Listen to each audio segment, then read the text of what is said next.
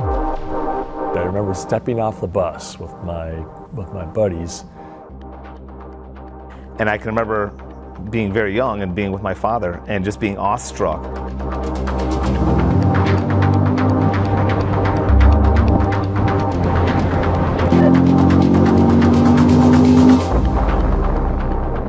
I looked around, here's this silver spaceship driving in. Among this whole sea of cars on the road, here was this thing coming down the road that just looked like nothing else. The one that sticks out in my head would have been the C4 Grand Sport. And it was a white C4 convertible. It was a C5 Corvette, bright yellow.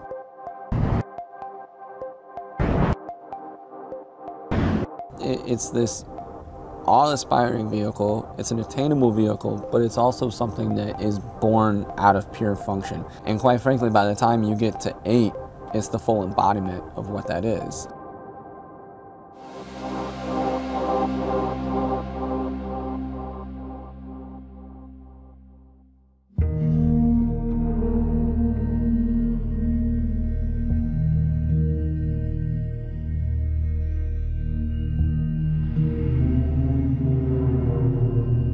Over the course of my career, I've been involved with Corvette on one level or another, probably from my first day of becoming part of the Corvette team, all the way to the current 2020 Stingray.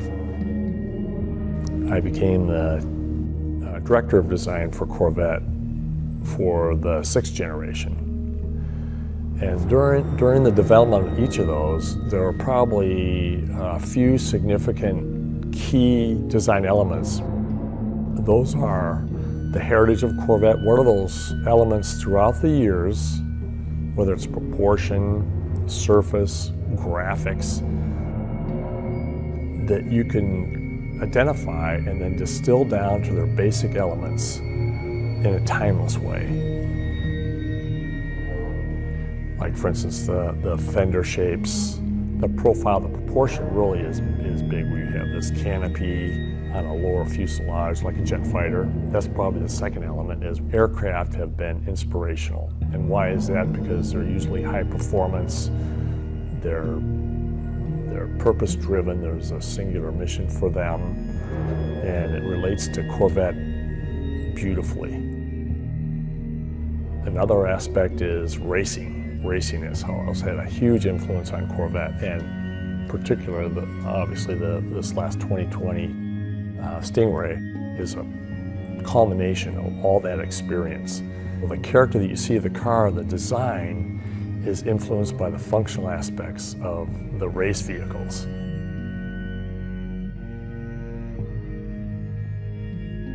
We kind of had that innate history of what's coming from, of the past 2 generations for sure, and now 3.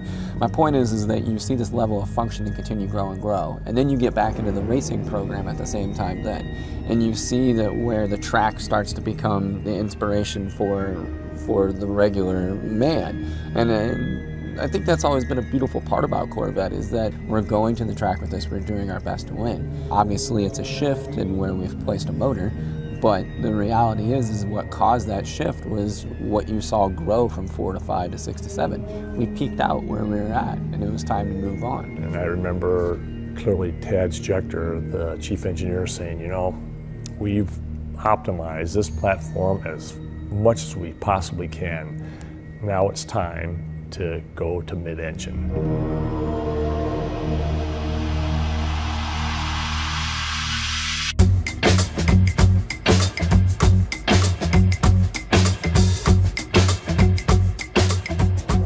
The move of a Corvette from front to mid-engine, you could call it a risk, but for us inside of Design Center, it was something that's always been beneath the surface, and it's something that just never quite made it out of the gate. And since I've worked at GM, there were mid-engine Corvettes around.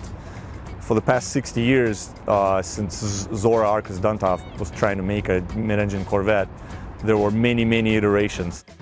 We've always researched and experimented and developed concepts around mid-engine proportion. So it's almost like no wine before it's time, because it has been tried for years.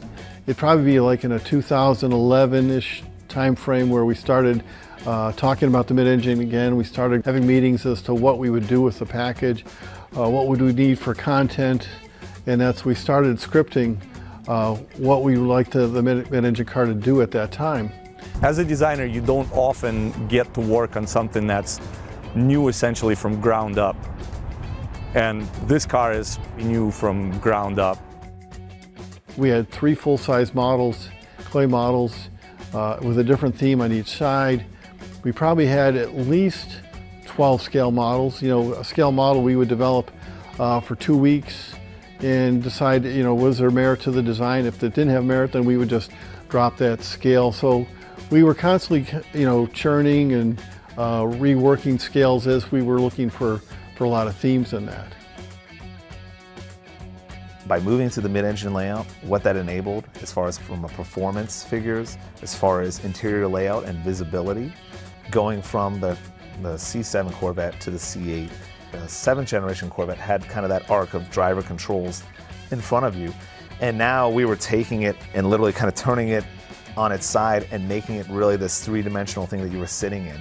The difference of how extreme, how much lower the IP is, how much richer all the materials are, how much more sculptural and 3-dimensional the interior space is. I think that's going to be a really big takeaway and something that a lot of people aren't going to be expecting when they get inside of it.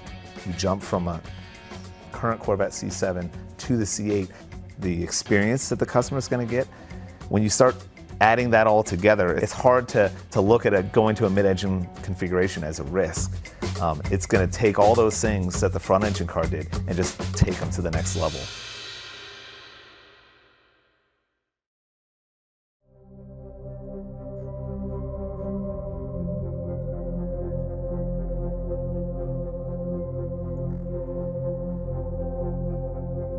So if I have to sum the whole thing up, I'm most proud that we were able to achieve everything that we set out to do.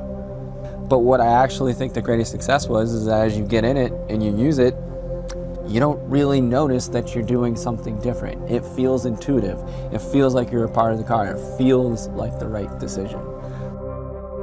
It's delivering something that would usually be almost seen as something so exotic or unattainable. It makes it where this experience can be yours. It makes it to a much higher volume of people that can actually have something and get behind the wheel and drive something that's going to feel completely like forbidden fruit, right? It's like, oh, you would have never thought you could get a car like that.